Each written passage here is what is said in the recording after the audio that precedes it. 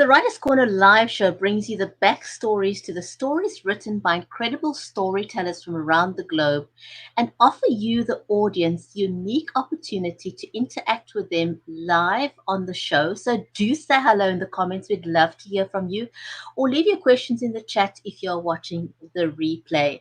Our featured author for the week is Sebastian Matthews with his book Beyond Repair, Living in a Fractured State, about PTSD, trauma and recovery, white privilege, and raising a teen in a challenging time. Don't go away. We'll be right back.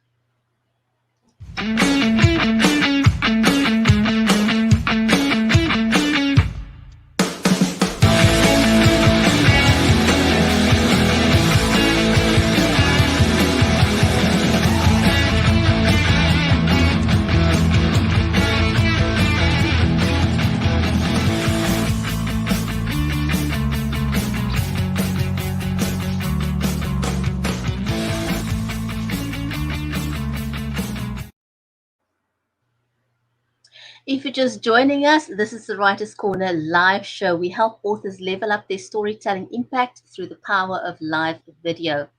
The stream today is made possible by StreamYard, Creative Edge, and BeLive Media. And I'm your host, Bridgetti Limbanda from Cape Town in South Africa. So welcome to the show, and let us know where you are joining us from. If you want to know when we go live, then please go ahead and like our Facebook page so that you get the notification. And on YouTube, we ask you to please click the subscribe button and also the notification bell, and then you'll get the notification when we go live on YouTube as well.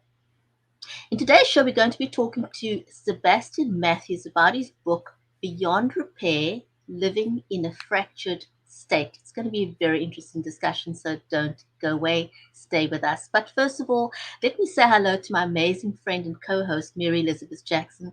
She's a special needs and disabilities advocate and an award-winning author of the Toolicious children's book series, and she lives in Nashville in the USA. Let's welcome Mary. Hi, how are you? Thank you so much. I'm so excited to be here this morning for me. Actually, it's almost noon, and it's evening for you. And it's just, we always kind of revel in the amazing ability for us to be so close to one another and yet so far away. Technology is so wonderful, isn't it? I know. I mean, look at us. We've been streaming together for over 2 years with the Writers' Corner show. Yes. And I think we've known each other for 4 years virtually, but we're like besties.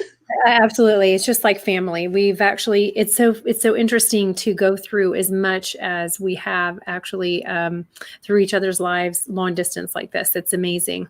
And hopefully we'll meet in person someday, but still we love all this virtual stuff. It's amazing. You know, I'm excited about Sebastian being on today, and I'm excited about his book that he has right now that we're focusing on because there's so much to it, and it's so prevalent for what's happening today in our world. It's just what perfect timing for a book like this. Oh, it couldn't be better. So to those of you that are watching the show, welcome again. Welcome to our viewers on Facebook, on Twitter, on Periscope, on LinkedIn, and on YouTube. Great to have you here. Tell us if you've watched the show before, and tell us if you've watched the replay and which one you prefer. It'd be great to know. So Sebastian is the author of 6 books, but today we're going to focus on his most recent one, which is called Beyond Repair, Living in a Fractured State, and it covers topics such as PTSD, trauma, recovery, white privilege, and raising a teen in a challenging time. Like you said, the timing couldn't be any better. And his work has appeared in The Atlantic, The Sun, the Virginia Quarterly Review, the Writers' Almanac, and others. And he also teaches for the Great Smokies Writing Program, and he lives out in Asheville, North Carolina in the USA with his family. So shall we invite him onto the show? Absolutely. Can't wait to talk to him. Yes.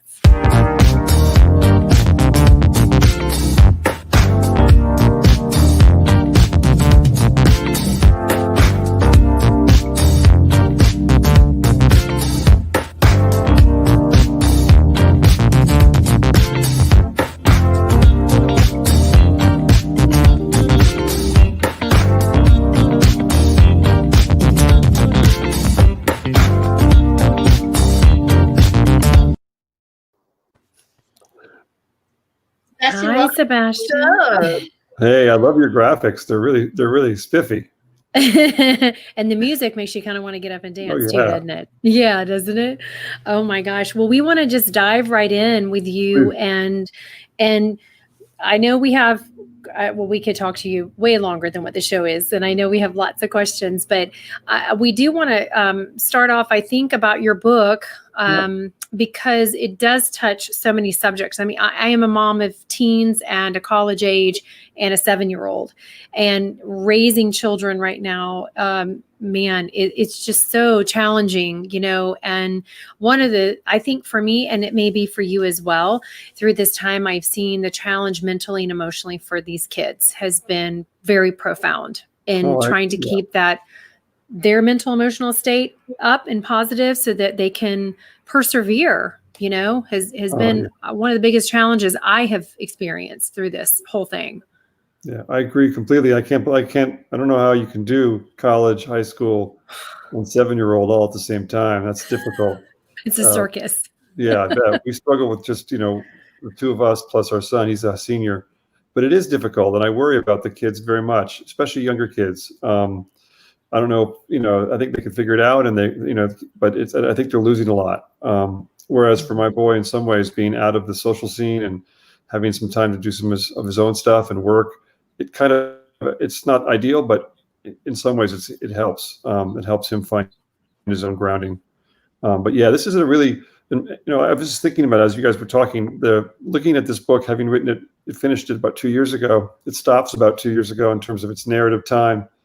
It's looking at it through the lens of the pandemic. It's kind of wild, you know. In some ways, everything's different, and in other ways, they're the same, and even more, you know, even more extremely the same. Like the divisions that I was feeling then in the country are wider. You know, the disconnection is even more so.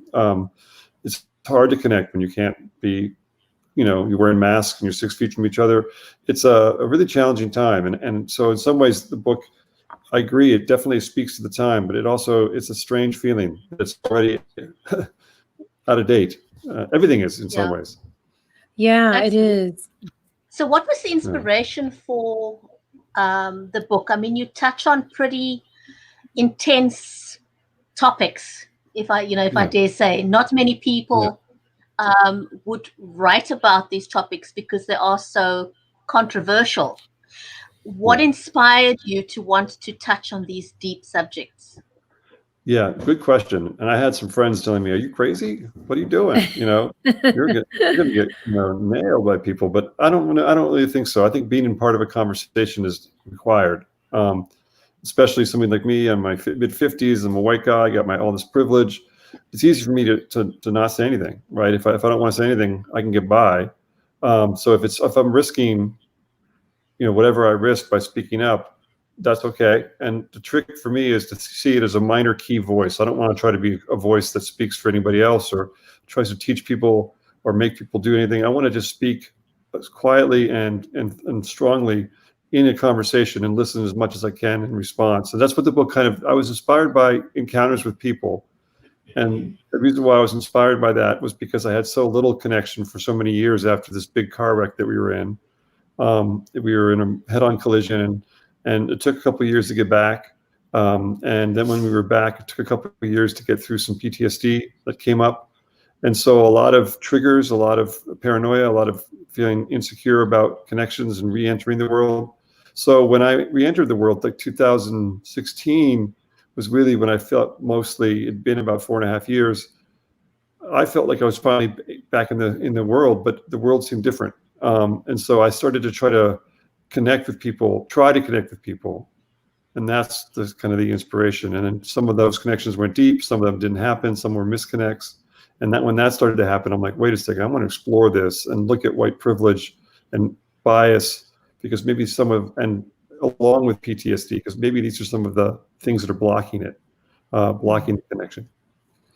Wow. So the accident was kind of the lens, or the experience of coming out of such a traumatic event was the lens through which you were writing. Would that be fair to say? Yeah, it's well said. It's true. I mean, I ended up writing a book about the accident and its aftermath. And it went about 3 years out. And I thought, okay, I'm done with this subject. I don't want to write about it anymore. But then the PTSD kind of really took over, and I had to re-examine that idea. And I realized, no, I need to write through this. The idea of writing, the way out is through. I was told by my aunt early on through the recovery process, and she was talking about pain. But I think when you have to deal with something difficult, I find that going right into it is usually not always this. It's not always, it's a little crazy sometimes, or risk taking, but I think it's the best way, because otherwise you might just be avoiding things. So definitely that was the lens, but then the trauma itself became the more focused lens, less the accident, more the trauma. Yeah. Yeah. Bella. So, but Come on, baby.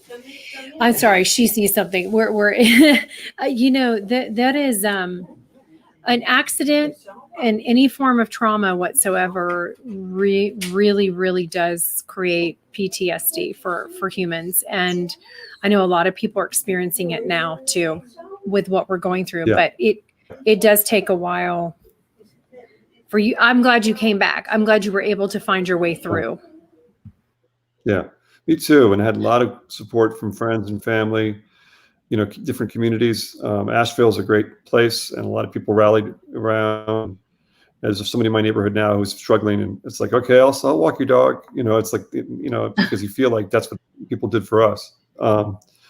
Yeah, so thank you. I'm glad to be back too. And it's been a long time. It's almost 10 years, but it's incredible how something, you know, somebody who goes through cancer or, you know, any kind of major trauma, and we're not unique in what we experienced in terms of the getting through it.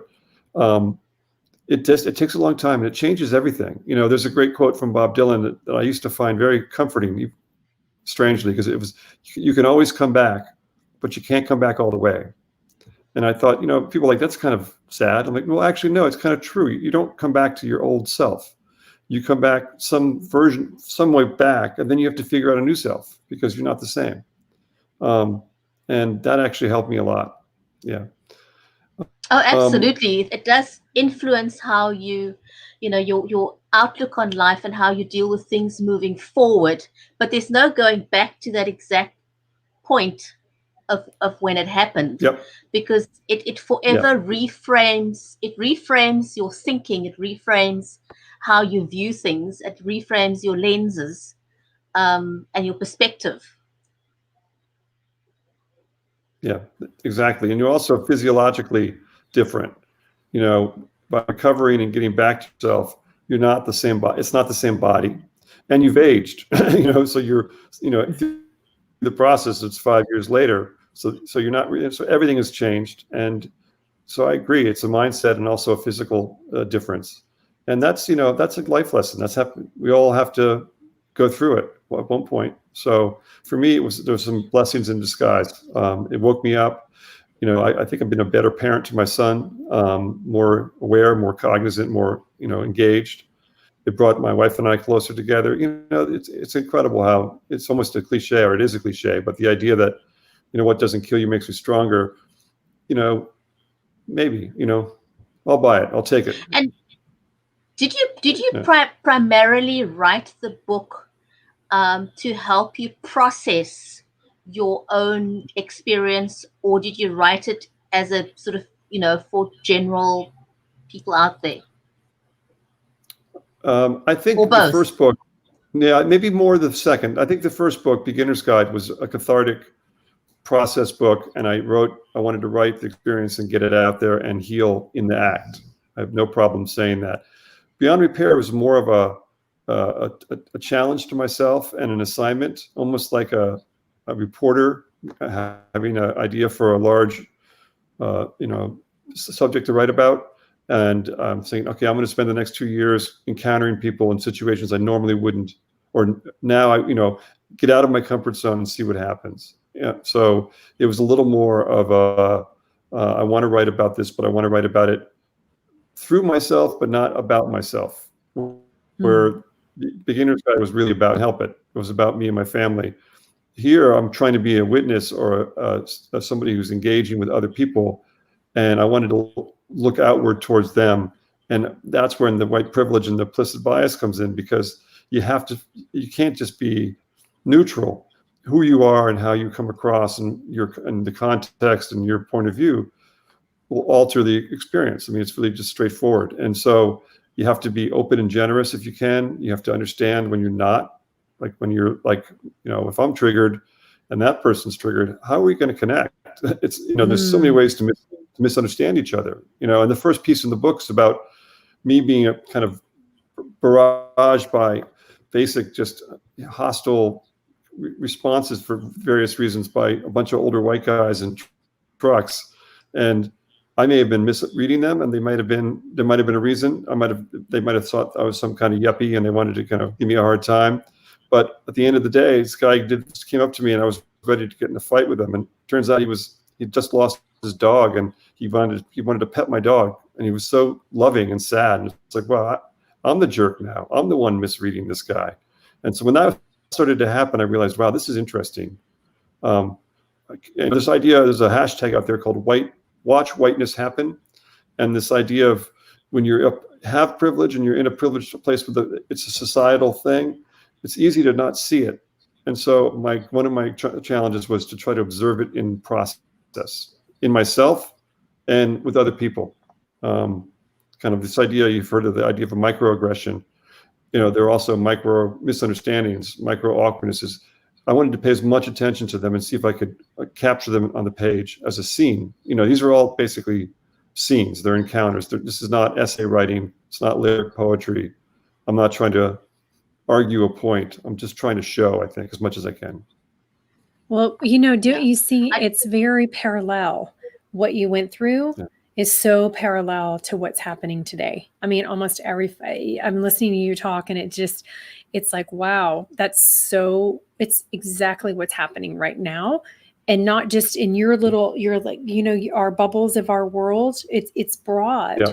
And it's happening every day. Yeah. And, we are having a hard time communicating with each other. We are having a hard time getting through this. People are fatigued. The people do have PTSD from all of this. I have some friends who are therapists, and I said, you're probably going to be the richest people in the world coming out of this pandemic, because of people coming to see you and needing help. And we are, my brother-in-law said the other day, I'm not talking about politics, just the environment we have going on is almost like morally bankrupt. I mean, the misunderstandings and we have to be so careful what we say right now when we're around people. And it's sad. Everybody's on a trigger right now. Yeah, it's true. Yeah, I definitely am not in the mode of reaching out and trying to encounter people. I'm trying to be open to be there and participate as a citizen and make sure I'm not just sleepwalking. But yeah, I'm not in the mode right now to reach out to people. I feel like people are very triggered. And so definitely observing, but not participating, because it feels like a very scary time because people seem so triggered. But I hope we'll come through the next few months, and whatever way we go, we'll begin to kind of relax, and maybe the pandemic will begin to settle. We'll see. I mean, we're being tested. I think we were kind of a bit of a baby as a country, both as an age and temperament. I think we're getting to experience some things that other countries have experienced for a long time. And so I think we're getting tested. And that's never fun, Absolutely. Yeah. But there's a great, I do some quotes in the book, but one of them is, go ahead. Oh, the quote is, we know ourselves. Sorry, you go ahead. I just wanted to say hello to someone watching. Pietra Swart is watching us in the comments, and she's been through some challenging times in her life as well. So I just wanted to acknowledge that she's watching us. But just picking up on what you said there, I have also found in my own experience that people who live their life through challenging circumstances seem to be coping so much better through the pandemic. It's very similar to when we had the water crisis here a couple of years ago. Cape Town was going to run out of water. And it was very significant to me to see how people were dealing with it differently from a different perspective. So people that were living in the suburbs, that were used to running water, that could run their bath, that could just open up the tap and have hot water, were in panic mode. Whereas people that were living in the areas that were not so affluent, which makes up the bigger portion of society in South Africa, those people were not panicking. They were kind of, what crisis? What are you talking about?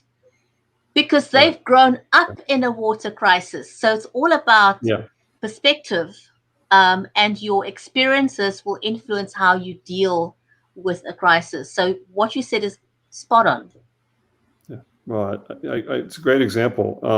I was thinking, sorry, I didn't mean to interrupt, but there's a quote from Szymborska, a great poet, Polish poet. We know ourselves only as far as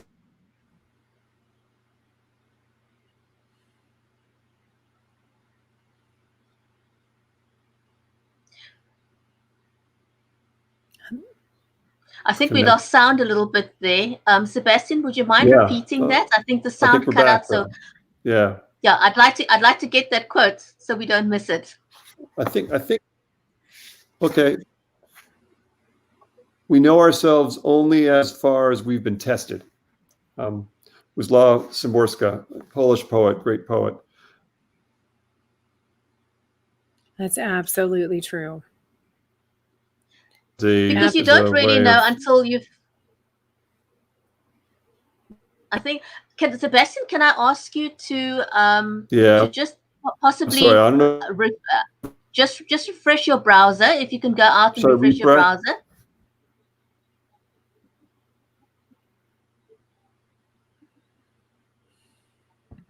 Sebastian, can you refresh your browser? It might just fix that. Okay, there we go. But it's a very interesting topic, isn't it? And I think what he was saying at the end there was basically that, depending on our experiences, it's going to affect the responses that we have. And let's see, Sebastian is back and possibly his sound is better now. Let's have a look. Yeah. Absolutely. Can you hear me? There you are. Right. It's true. And that's a really great quote.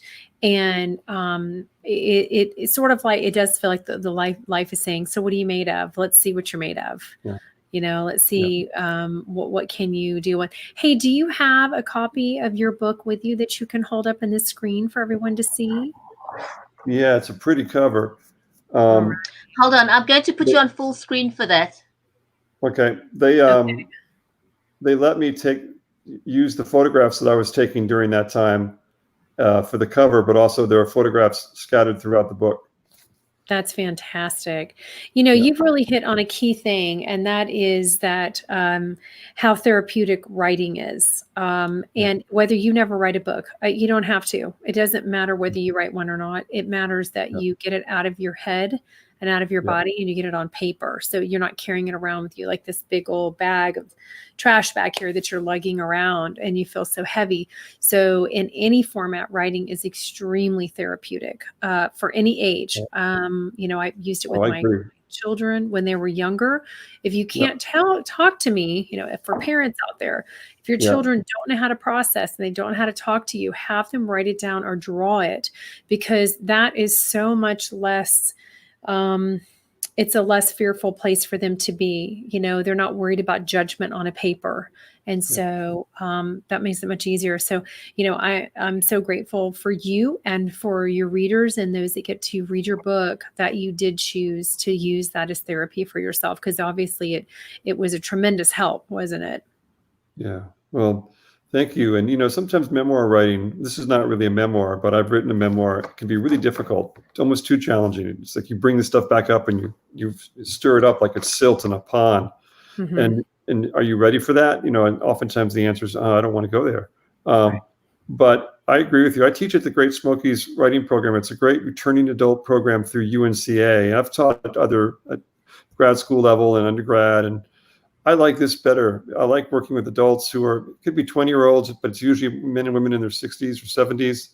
And it's incredible, first of all, what the level of writing is. There's some great writers, but it's incredible to see them taking charge of their emotional life in the way you described. And it's important for self. It's important for family. Sometimes if you can get a story out as an elder, it's incredible what that will do. I just got a letter from a friend who I don't really know very well, but she basically sends a letter to people at a certain point in our interaction, because she described to herself and then to us a trauma she had when she was a teen and how much it still affects her life. And therefore, please, she says, therefore, know this about me. So when you see me acting, what she seems to be a kind of strange way, which I never felt that. She said, now you'll know. So it's helpful for herself to write it, and it's helpful to share, whether it's published in a book form, given to a family, or, I mean, really beautifully just handed to me as a friend saying, read this and you'll know more about me. That's fantastic that she's in touch with herself that way. And, you know, it also speaks to the fact that as adults, we still react and act in our life from wounds and brokenness and places from our childhood. They are still there triggering. And so then we have to do what she's doing and say, hey, take ownership of that. And then whatever you need for recovery or growth or accountability it will make the difference of processing that through to be healed. Yeah, I think so. You're right on. And I've heard about a lot of the PTSD that soldiers go through. I think there's some really good therapy around notebooking, writing, or whatever. Like you said, I think there's for the masculine mode, sometimes it's like, yeah, I can just, I can get through it. I don't need to share. And I find that goes away when things get more intense. I think everybody needs, but you need to find the way that you can do it. You don't have to overshare. You don't have to be, crying all the time. You can do it in a way that really helps you without having to go against your own code. I think that's just, the code is so strong of wanting to be strong right now, but it's really hard to keep it together right now. I ask people by mistake, I forget. I say to them, how you doing? And I'm getting the real answer now. They're like, yeah, we're struggling. We're getting through it though. And it's like, what? You never get that, before. People can easily say, I'm fine. I don't need to go there right now. But people really are expressing, no, I'd be lying to you if I told you I was doing fine. I actually think that's quite phenomenal, and it's quite, Yes. as you said, it's very different. People under normal circumstances, if it wasn't for COVID, wouldn't be so open about how much they're possibly struggling. But I think it's because it's not just a local thing. It's globally. People globally are struggling. And I said to someone the other day that was struggling, and I said, it's okay to acknowledge that you're struggling, because it's not just you. Yeah. So people no longer feel that it's just them, because that's how you always feel. It's just, it's me. I'm the only one in the whole world and nobody understands. But I think because there's so much conversation about COVID, people are realizing if they're struggling, they're not alone. Everyone else is struggling. Right. Right. Yes. Hey, Sebastian, can you let everybody know where they can find you? And then I know this question, Brigitte always wants to know, what would you tell your younger self about your writing or your life or where you're at? But we want to let everybody know where to find you and your books. www.sebastianmatthews.com. SEBASTIAN MATTHEWS, SebastianMatthews.com. It comes up if you just type my name, and I got as much of my writing life and my creative life on there. I do a lot of visual work. I'm a DJ. I love sharing it. So, yeah. Yay. And what would I share what would I tell my younger self? Don't sweat the small stuff, basically. Just keep writing, and don't worry too much about making a living, because you're not going to. That's funny. Yes. Yeah. But so true. True. So absolutely true. Yeah. You don't. I was telling a friend the other day. She said, she didn't want to tell her husband to do something, and I said, you know what? When you've been married for almost 30 years, like I have, you just call it like it is, because you realize life's too short to worry about those things. Yeah, that's true. Well, you guys put on a great show. I really like talking to both of you, and I love your questions. I mean, I'm good. I'm got the teacher head. We're at 30. I can tell. I can see the clock. So tell me what you do. I know. We could go on forever. We'll have to have you back on for sure. And, thank you for coming on, Sebastian, and sharing about your journey and your story. And I hope that it inspires others. And there are many, many, many people who need to read your book and to see your stories and to gain some hope from that, and some understanding of kind of, hey, you're not alone. And, there are others who have gone through this or going through this. So we appreciate, I appreciate that you wrote it and whatever you're going to write in the future. And we will see you soon. And hopefully we'll get to catch up together. So thank you so much for coming on. We enjoyed this today. Thank you both. It was awesome. It's a pleasure. Thank you for watching, everyone. Remember to write good stuff and be inspired one conversation at a time. You were watching the Writer's Corner live show with Mary and Brigetti. And so from us, it's goodbye for now.